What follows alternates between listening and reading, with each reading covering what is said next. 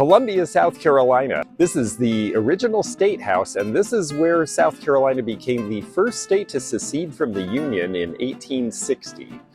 Where once only Confederate veteran monuments stood, now we have a Black History monument, and behind the University of South Carolina. Columbia has changed a lot in the last century and a half. Today, Columbia is a much bigger and more modern city, and it has antique malls just down the street from here, as a matter of fact. So we're going to go take a look and see if the illustrious history of South Carolina translates to the antique and vintage market. We are heading over the Congaree River. And on the other side of the river, this street changes from Gervais Street to Meeting Street, but it's the same street the Capitol's on. This is 763 Meeting Street Antiques. I've always thought it was smart to name your business after your location, because then people know where to find it, and I have to say it was easy to drive right to it. Next door is His House Ministries thrift store, so we'll probably take a look at that too. In fact, just for fun, let's go thrifting first. Oh, we go down a long corridor. The thrift store opens off the back, I see. So let's see if we can find any stuff that's antique or vintage, and anything our collectors will like or that we can flip for a profit. Persian Delight, Ray Davenport. I have not seen that artist before. It's a limited edition. Bunch of stereo equipment. The Panasonic with the cassette might be a seller. That's older as far as vintage goes. This is solid wood out of the early 80s, but I don't see a lot of call for this kind of furniture yet. Hey there. Another limited edition, but most limited editions are just not worth a lot these days. This is original, Peggy Brown 1980. It's nicely done watercolor. A couple of aluminum trays here, and some figurines, nothing that looks like it's anything of any great note. Now, sometimes I look at these because there are some that are certain artists, but this one is a Chinese knockoff. So there were some done in the 1980s that are pretty collectible. This is right out of the 80s with calla lilies, but it's pretty worn out. Well, apparently in India they're taking these old printing blocks now and they are making sculpture out of them. Stoneware, early 80s. This has an initial that I don't recognize. There's so many stoneware makers, it's just almost impossible to keep track. A coconut bank. Well, he's kind of cute. I have to admit, I get a kick out of these. This one's from the Philippines, though, rather than Hawaii. All right, let's see what else there might be here. Ah, here we go, Shawnee Corn. Now, this looks like it's been pretty obliterated with a big old crack and a big chunk out of it, unfortunately. It looks like it's the Corn King in the yellow. Has the good mark, but not the condition that we need. Now, this is Metlocks, and this is another sculpted fruit line. It's their Vernon Ware. After they bought out Vernon Kilns, they did a lot of sculpted ware under the Vernon Ware line, but it really was all Metlock stuff, which is why it says so on there. Soup bowl's a decent piece. A few of these, like this, has a big chip that has stained. This fast stand here probably had a ladle originally. This is one of the Franciscan 70s patterns I really enjoy, and it's too bad the condition isn't better on this. You could get the gray marks off if you scrubbed really hard with Barkeeper's Friend or Lead Wheel Polish or one of those. The plates look like they're a little better, though. At least one of them seems to be in good shape. Let's see how much this is. I don't usually buy singles, but I could see somebody just having that as a wall plate if it was cheap enough, because it's very colorful and fun and very 70s with all those colors. Mugs, I don't see anything too interesting in mugs. All right, let's see what they have in the way of albums. Looks like a lot of religious and mood music and somebody I don't recognize. Old Victor records. These look like they're 78s. This one discusses that it was a first prize award winner at Buffalo, St. Louis, and Portland expositions. So this would have come out about 1905, which is the year the Lewis and Clark's World's Fair was in Portland. But these are not particularly desirable. Ooh, we got some piles to work on over here. I think I will leave this for them because I don't see anything old worth digging through. Ooh, Lionel Hampton. Real big band music lives again. Lots of linens and housewares, pillowcases, sheets, baskets. There's prices are certainly thrift prices. And it says my plate is $1 and up, so we'll see how up. Well, okay, I got myself a Franciscan plate for $2. So now we're going to venture into the antique mall and see what they've got. Showing a bunch of white with ironstone being popular. I see milk glass starting to sell and other things too. And this is a nice Kaiser vase. Kaiser seems to do well. It's a very good quality porcelain bisque, and their designs are nice, and they seem like they've come on really after the Second World War. This is a Manfred Frey signature. You can see his signature in the lower corner there. And they have this one priced at $75. Nice collection of horse brasses from England. Heavier quality is generally better, and these are $15 each. A lot were made in the mid-20th century because of Queen Elizabeth's love of horses. Here's something I haven't seen in a long time. This is a beautiful piece of Carlton Ware artware from the 1920s in the blue luster with the birds. Just gorgeous. It's got the 1920s Carlton Ware mark. They did really great artware in that time. It's priced at $350. That is actually not an unrealistic price for what it is. You just don't see this stuff much. I've only had 2 pieces in my career. Cute little Golden Girls era bamboo rack from the 70s or 80s. They were 80s, but I'd say this is late 70s. It's similar to the tables they made. $275 they have on that. I've been seeing a lot of Goebel figures other than the Hummels lately, and these 2 cats are a good example of that. Those are 1980s artist modernist. I think they're around $55 each. This is a neat Georg Jensen piece designed by Alan Sharp. He had other designers who worked with him, and this is sterling and crystal. It is a letter opener shaped like a bird, and they have it priced at $525. Dates back about 45 years. Ooh, anything over $10 is half off in this case, so let's take a look. I like these little salt and peppers. They look like they're Italian blown glass. That makes that Russian lacquer brooch only $9. That's a good price. Okay, this one's fun. You know me in hats, $16.95. I like the color. Kind of matches my glasses. Some other 50s, 60s hats. The one with the feathers, $22. The faux leopard, only $9.95. Now that's fun. Whoa! Making a menace out of myself here. We'll get that back up where it belongs. These look like wine art from Oklahoma, but these are actually Yaska of California Cascade ware with this drip edge glaze from about 1960. A rather obscure company you don't see very often. $28.95 for this whole set of all of the leaf dishes, and $19.95 for the set of 6 tumblers. Those are pretty good prices. Be fun to use every day. The turkey platter here, only $28. That's a pretty good price. I believe this is Lane of California. We'll see if we can see the mark on the back. And yes, there it is. Lane of Van Nuys. It's upside down. I'm going to leave it there, but trust me, that's what it says. Late 50s, early 60s. Well, like a lot of places, they are smart because they have assembled other antique stores in the area, and it looks like there's a whole bunch. So Columbia will be a future stop, I'm sure. And the nice thing about this is it gets people to come back to this store. So this is a smart thing to do. This has an interesting texture, and it's very late 70s in its colors, right when the Southwest style started to really come into decorating before it went to the 80s pastels. And this one is Mark Cooper. But this is not really an original piece of art. This is a production piece. You can feel the texture here. This is all printed. It feels almost like leather or leatherette. It's a nice looking piece for $95.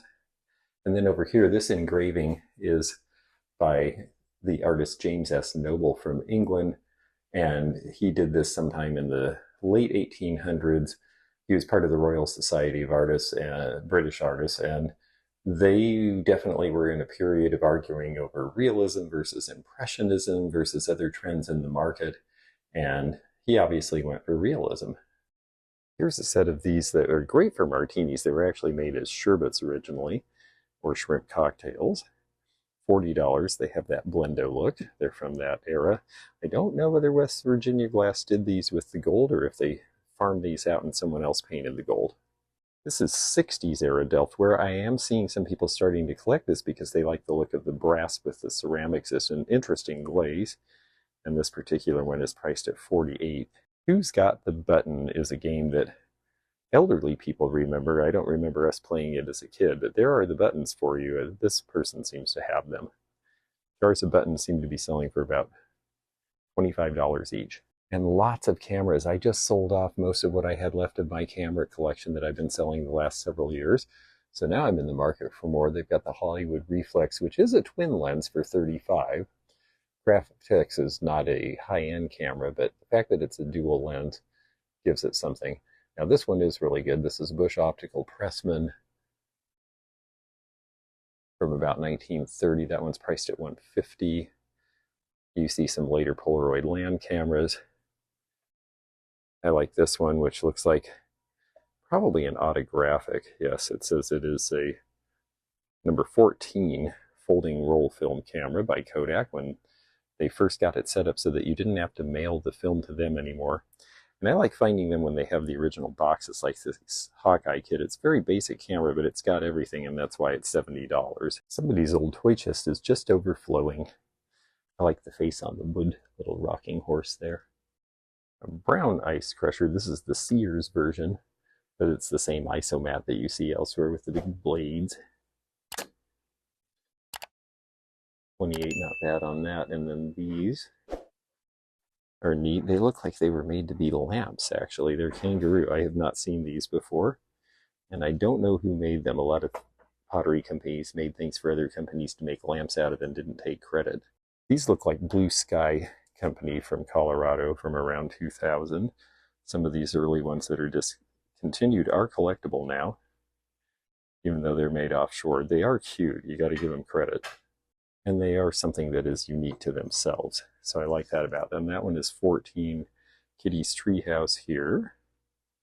And there's your Blue Sky and your artist name, and there is 18. Canadian Torpedo. The only time I rode a toboggan was in Canada. I always had sleds, but I think the toboggan is really fun. It's priced at $125. Looks like it's from about 1980. We see the Goebel Monk pieces a fair amount, but we don't see the oil and vinegar much as all. They want $195 for all of these. The decanter is also a scarce piece. It's a fun set, actually. They have several pieces that are unusual here. This little guy looks like he's a sugar bowl, perhaps. I have this same 1980s or early 90s console table to sell myself now. They have $175 on theirs. I think I'm going to put mine out a little less. All right, we're going uphill into another antechamber. This building seems to have 4 or 5 different sections. We're in 25% off land here. I don't see a lot that really looks old in this space. Oh boy, it goes on and on. This is the Galleria. I like this little blonde. It looks like it is bird's eye maple. A little wardrobe of nice petite size. It's shorter than I am. This is going to date to about 1925 or 30. Bird's eye maple was very popular in the teens and 20s. This one's priced at $410. It's unusual to see this type of veneer. Let's see how much they have on the Caronan purse. I keep finding these on this trip. They originally were made in Mississippi, so you see them more in this part of the country, but I haven't found one I could buy, and this one at $40 is priced pretty much retail too. There's our signature. This one was done for Jacobsen's, and I think Jacobsen's, that's right, Jacobsen's was in Michigan. That's a place my mother shopped when she was a little girl. That's why I recognize that, because this says Michigan State University, Kellogg Center, State Capitol. They had a Jacobsen's in Lansing, Michigan, and that's where this came from, I see. They would paint names of various attractions in your area, and then you would sell it to people coming through as a memory of their trip and a fun thing to wear in the 70s. I personally find these fascinating. I think it would be fun to use as a desk if you were in a meeting hall. I don't see this form very often because it's big and round and takes up a lot of floor space, but you can sit in the middle and it does have returns. Well, I wondered if we would see any plantation era furniture here, and this piece does appear to be. It has the roughness of hand-hewed wood here. You can tell a little bit of unevenness. You can see the grain. You can see the wear from use. All the grease is towards the right because that's where people touched it, and most people are right-handed. This would have been probably to put potatoes or something in. It is significantly lighter inside because the air hasn't gotten in to oxidize it like the outside. And notice the square nails. So we're looking at something, this is a basic piece, but probably made sometime just before the Civil War, and they have $375 on it. Carolina plantation furniture can be very, very valuable, and it's a big seller at places like the big fancy antique shows in Nashville and places like that, and in Lexington, Kentucky, and that sort of thing. But it's really much more valuable if you have the history of where it came from, what plantation, and particularly if there's some old photographic evidence to prove it. I like Shesham from India. This is a 1970s screen. I remember when all the hippies would buy these because they were cheap. This is one of the first things that would come through at Pier 1 Imports when they were a new thing, or Trident Imports in Seattle. But this one sadly is not for sale. Wow, look at this really ornate corner shelf. It's got a little bit of a loss though. When you start seeing things as elaborate as this, if they get dropped, they break easily. So you really have to check things over before you buy to make sure they're complete when you're looking at that kind of furniture. All right, we're going to go back out into the rest of the hall here and see what else we can find. This Fenton with the butterscotch color and the controlled bubbles is a large vase, probably late 60s, early 70s, and they have it priced at $195. Japanese lacquerware giftware boxes were made for use in Japan as hostess gifts, as well as to be sold to people coming back to the United States and other places from abroad, but particularly American servicemen who were stationed there during the occupation and beyond. This one is priced at $45. They tend not to be terribly expensive because a lot of them were brought over at that time in the 1950s and 60s. The price to my mind is too high, but I do really like the Phoenix glass vase here. It's Phoenix glass because even though it's an old consolidated mold that they got hold of, they did theirs with the color wash, and they're generally translucent on milk glass or opaque glass or satin glass. Hess trucks were collectibles just like Texaco and a lot of other gas stations did. I never thought much about them, but Hess is no longer. Some of them are pretty interesting with airplanes and stuff and a little different. These are all dated about 20 years ago, and they're priced in the $10 to $15 range. So right now, they're a pretty good deal. I like this lap desk a lot because of the inlays. This is going to date to sometime right about 1890. It would have the felt for your writing. You had the place to keep your inkwells. And this would have been made probably in India for the English trade. It's mahogany. It has most of its fittings. It does have its original key, and it's got inlays, and that's why they have it priced at $475. In the old days, that would have been a possible price. I think this probably would have to be something you would offer on nowadays. We're just over 100 years after suffragism in the United States and England, and this is a Royal Dalton suffragette figure. I haven't seen this one before, and I've seen a lot of Royal Dalton. They have 300 on it. Again, I don't know that these sell for this much now, but it is an interesting piece you don't see very much. Next to it is a neat French dressing table lamp, and that would be $475 with the discount. But she is pretty terrific with that metal cage and that wonderful look to her dancing across your dresser. Wouldn't that be neat? I have mentioned New Majolica to you before, and here's an example of some. $35 is your first clue. The second clue is you pick it up and it's very lightweight. Original Majolica was very heavy wear. It does have that shiny glaze and the colors, but you turn over the back, and not only is it very thin, but there is our mark.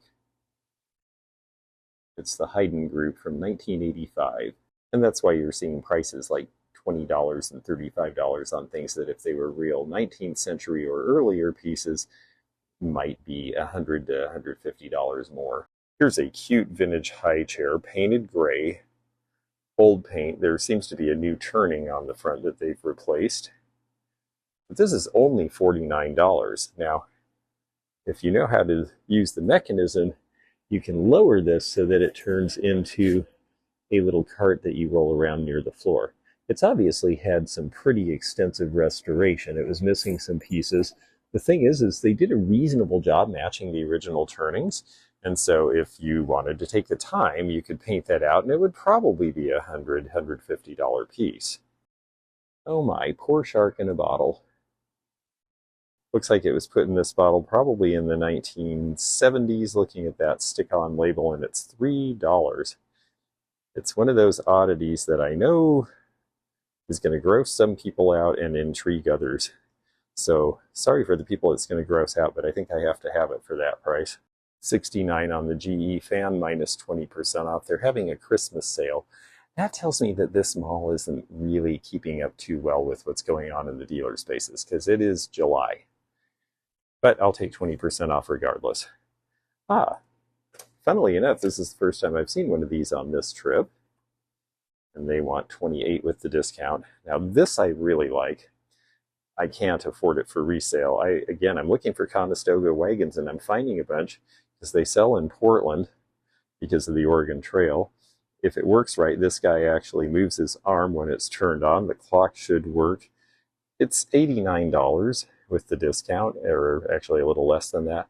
And that's a perfectly fine price for a collector on this one, because it's not easy to find in working order. Our usual screen print ware, we've got one of the styles of ring pattern, a couple of styles of ring pattern actually. This one is a little later with the green ring. And we've got oranges back there. How much is the orange set? I am headed to Florida, but that's $36. That's what I would get for it. I like the decanter, but this is part of a complete set. And it's $65 for all of it with the ice bucket, which is really not a bad price for that many pieces. This one says it's having a spring sale, but at least it says 2023, so they're on the right year, and it is 25% off. Now, I like the motorcycle visor. This looks like it would have come off a police chopper of some sort. But I'm sure these windshields, if you have the right mounting hardware, could be used in a lot of places. And this one is only $50. It says it's off a Harley Davidson. There's the Lexan. That seems like it might be worth buying. It's rather an obscure thing that might have to be sold online. I'm not sure someone coming to a show would understand what that was for, but that seems like as a replacement part, it might be cheap. You can see against my shoe there that it does have some scratches, though. Some salt and pepper shakers. The pandas with funny expressions have plastic stoppers, but they are 70s or 80s. This little pair is a homemade set from the 50s. Crystal and glass, 30% off. And here's a bunch of Costa Boda. These were done for Royal Caribbean cruise lines. I don't know whether people will buy them aftermarket with the Royal Caribbean label, but they were done by a good company. And they're only asking $10 each, and it says buy one, get one free, and then it's 30% off. So we're going to check these out just to see if there's an aftermarket. With all those discounts, they're probably worth getting. I just looked them up quickly because I haven't had any in a long time, and they seem like they're selling for about $12 each. So by the time you figure out that they're $7 each, and then if you buy three, you get a fourth one, it's probably worth doing. It's just a whole lot of space to take up when I have a lot of glass already. So I'll probably leave that for someone else to find. But if you get here and they're still there, they're worth buying. I have the Viking bell. I have this in a more steel blue color. This one's in the cobalt. So this is one of their 1980s pieces, one of the last pieces that they would have been making before they went out of business. It's $12 and now 30% off. That's tempting. All items over $10 are 50% off. Well, this is that dealer who had some neat stuff up front. Some of their prices are a little high, but I think this with the Rivoli stones that are that really deep color at $10, I think that's worth buying. On the other hand, half price on this is $27.50, which is about what it should be. Well, here in the land of plastic fantastic, we have some Melmac here, and this is Russel Wright Melmac. Notice the shapes are a little bit more fun, a little more exaggerated. It's got the home decorator incorporated mark on it, and Russel Wright's signature. And some of it was patterned, because this piece with the flowers is another example, and you don't see a ton of this anymore. A lot of this was thrown away or carved up pretty badly with knife marks. So a fun thing you'll occasionally see in a thrift store that people don't necessarily identify if they don't pick it up. And then the prices on these are great. This is Harker Cameo Ware from about 1940. They'd been in business about 100 years when they made this, but what I like about it is that they just put some sort of a pattern to cover up the glaze. Then they'd put the glaze on, and where the glaze wasn't, you have the design. That's why Cameo Ware. Then they'd put a clear glaze over the whole thing so that it would be vitreous and not get stains and that sort of thing. Only $30 on the pitcher seems like a good price. $14 on the chop plate. The cream soup bowl here, a little harder piece to find, is $20, and it's got the Cameo Ware mark on the bottom. It's a little blurry, but it does say Harker Potteries under there. $18 on the wagon wheel. This just could be a decorative piece, but you notice it's got holes drilled in it because originally this was to hold a lamp. There'd be hanging lamps coming off of this, and this would have hung upside down from the ceiling. 1960s vintage. Federal Glass did some really fun designs too. These are zombie glasses from the 60s, and they have these great gold dancing natives. There's the Federal label, the F and the shield, and they want $75 for the 5 of them. That's about $15 a piece, and you know the barware collectors will pay that price. Spring Flings sale, 20% off, including the phone that has genie in the middle of it for some reason. It's a little older than the genie show, though. Franciscan's Tulip Time, another 1970s era pattern in this blue and green. And they want 28 for the picture. This piece is Red Wing, and there's another interesting Red Wing piece I'll show you too. This is by Charles Taylor, their designer in the 1940s. Only 25 on the picture, but that's because it has a little chip. But here in the middle of a bunch of miscellaneous stuff is the other interesting Red Wing piece I noticed. This is for the Minnesota State Centennial in 1958. They had an interesting logo with the man and the woman facing away and the hands, and they're showing cities and farm life. And this was done by Red Wing Potteries. And you can see where Red Wing, Minnesota is huge compared to the rest of the country on that map, which makes it fun. And the price on this is actually $37.50 with the discount. A very specific thing for a Red Wing collector or a Minnesotan, but cool nonetheless. Local interest here, go Gamecocks, the University of South Carolina. This bud vase, unfortunately for me, is just the right retail price at half off, but she's got great eyes. She is Napco ware, late 60s, and with the discount, she's $42.50. Now the black basalt ware owl, it says Native American. I'm not sure if that's true or if it's from Mexico, but the price seems pretty good, so we're going to take a look at that. It's $24.95. If it's by someone, that could be a good deal. This looks like the shoreline in some parts of South Carolina here, an impressionist painting. I don't see an artist attribution. It's priced at $118. These were very popular in the 1950s, as was Courier and Ives in general. The prints had been done a century before. There was nostalgia for them, and then they started doing them as dinnerware. And this particular line has the color. This was done by Adams in England, but it is the Courier and Ives, in this case, the old grist mill scene. They also have this letter here. They're priced about $14 each. That seems like it's been the going rate on these for a long time. We are in South Carolina, so here we see Belmont steak stuff that has come down from New York. A different group of horse enthusiasts. These are priced at $12.50 each. This is interesting because it's also Carlton Ware, but this has the Australian registry mark. And that's because after the Second World War, Japan did not recognize England in terms of copyright law, but they recognized Australia, so the English companies all sent their designs and registered them in Australia so the Japanese could not copy them legally. More hats and shoes, and these are half off, and I do see some nice colored ones here. This one's a little more recent though, Anne-Marie. This looks like 80s, made in Austria.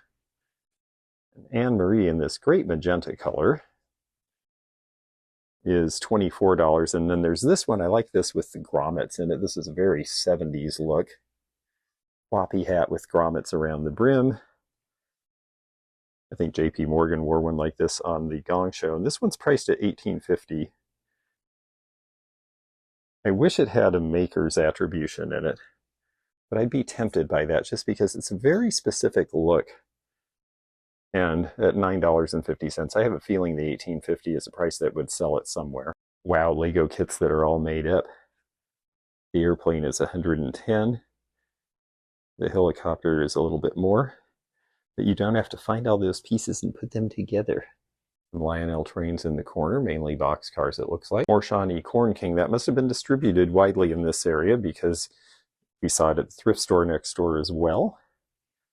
You've got these little Occupy Japan, $8.50 for the Cowboys.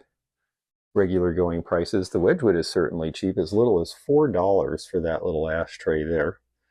This one, which looks like it's a Christmas ornament, is also priced at $4. That has the original box, and I might buy that just to hold aside for Christmas because it's something different.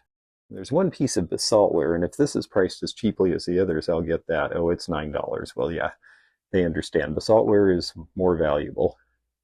I like the penguins. My grandmother used to collect penguins because my dad had been stationed in the Antarctic. $7 on the bell. And I like cigarette lighters because, well, they're cigarette lighters and they sell to a different customer. $12 on that. Probably some money in that. And there's old Josiah Wedgwood himself. This was emergency money right before the Philippines were taken over by Japan in the Second World War. 50 centavos, dated 1942. You see this a lot less than the Japanese issued currency that was given out in the Philippines. It's priced at $5. Little figurines, the boy and girl here are from occupied Japan. This odd clown chef figure looks to be Eastern European, I believe. This guy's got a funny face. Let's see who did him. Another Japanese piece. Now this is a pretty good deal unless it's chipped, and darn it sure is. The Royal Copenhagen Lobsterware does sell for considerably more than this, but it's got a chip right there, so too bad, we'll have to leave it. These are Barclay soldiers. These are lead soldiers. They're not as detailed as the Britain soldiers, but they were made in England, and there are collectors. You see prices from about $10 to $30 depending. The cannon carts are more. This tent is an unusual piece you don't see, and the guy in the field with the typewriter is also unusual. This guy with the bomb is $45, so they have some of the more obscure ones here. Okay, everything left in here is half off. It looks like the person in this room may be retiring, so we'll see if we can find anything for us. I like this purple Royal Hager ball vase because of the color. It's just a simple, straightforward design, 70s or 80s. There's the Hager mark, probably 70s with that mark. It's going to be $25. I don't know that I could double it though, and it's big. This is an English Art Deco glass piece. It's thicker and heavier, and the designs are a little more squarish and maybe a little clunky compared to American Streamline Deco, but they're still very good quality, and that's $13 now. This is Duncan and Miller's Teardrop, and I like the big oval relish bowl, only $9. You know, that's a nice piece of crystal, and I like the little beads, the little balls around the bottom, because they give it some refraction and make it a little more interesting to look at. The cat is Royal Adderley, one of the smaller English porcelain decorating and production houses, and this one is $42.50 with the discount. The eyes are a little close set to me, though.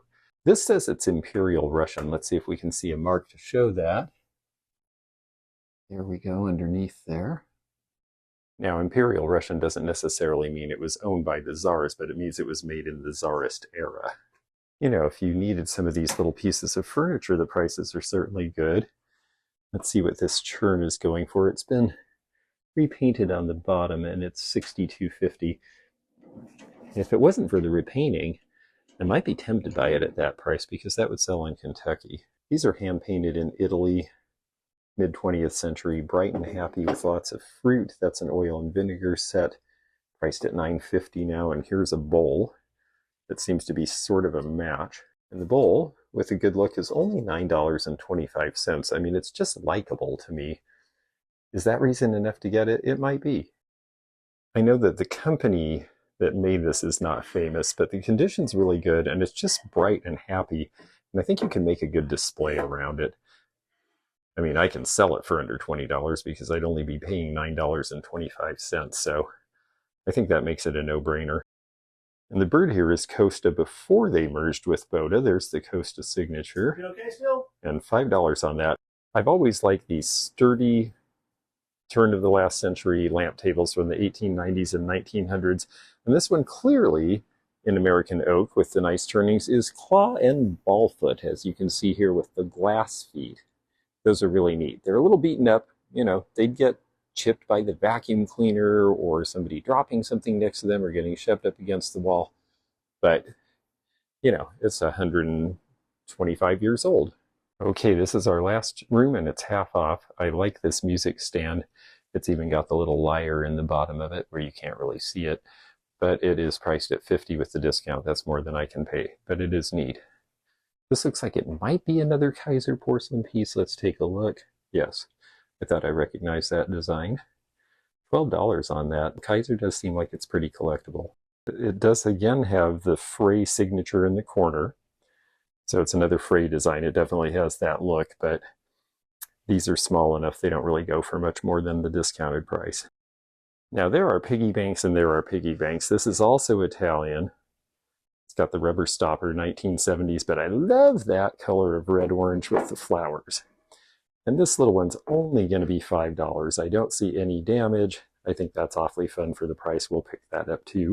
And hiding way back underneath, I just pulled out this, which is a Satsuma piece with the Moriaga dragonware, made in Japan, 1930s.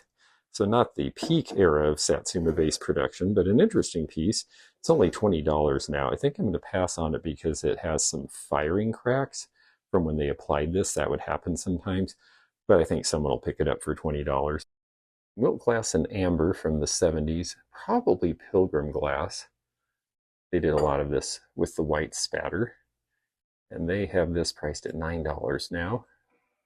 This little vase, nice Nippon, but it's got a crack in it, so we're going to pass on that. Well, Venus found this place very disarming, but I'm having a good time here, and if you're having a good time too, please do leave a comment.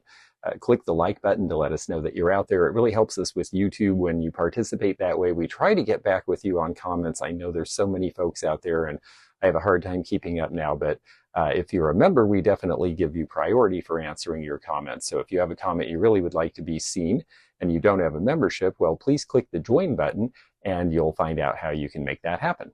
And if you don't see that button, look below the dash line in the description of any video and it will tell you all about memberships. I remember starting out with some little closet spaces as a dealer, and that was actually a great way to get started in real world selling because the rent wasn't high. But you get an idea for the market. Now this is a nice piece of Alexandrite glass. It's only priced at $35. See how it turns blue in one light? And then when you have it in a different light source, it's the strong lavender pink color. And that's why this is pretty collectible. I think this is a good piece, and I think I might get it for that price. Port Marion was very popular in the 90s, and the Botanic line is definitely popular now. Botanic Garden. This is the sunflower pitcher. I know someone who loves sunflowers. Maybe it should be for them, but it's $68, which is definitely full price. And then we have Mrs. Humpty Dumpty in a head vase. This would have been for a kid's room. Rubens is the maker, about 1960-65, and it's $32. Most of these were given out by florists and that sort of thing, so perhaps someone had their tonsils out and was given a bouquet of flowers in this. I always like the purple stems with the Fostoria American bottom. This is called American Lady. It was done in the 1970s, and it gave a big splash of color to a very, very good, venerable glass line that had always been clear before, for the most part. Well, my turtle friend and I had fun, and now I'm going to where turtles live all the time. Three Rivers Antiques looks like a fun place we'll have to hit in the future.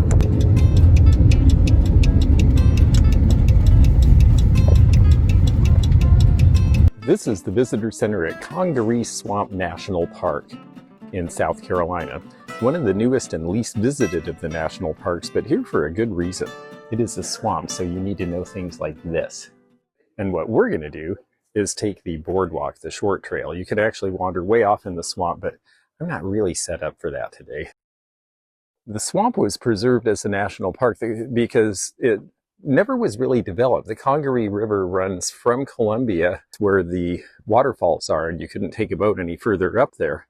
But this area was so swampy that it just was never really developed, and so there are some of the largest trees here anywhere in the eastern United States.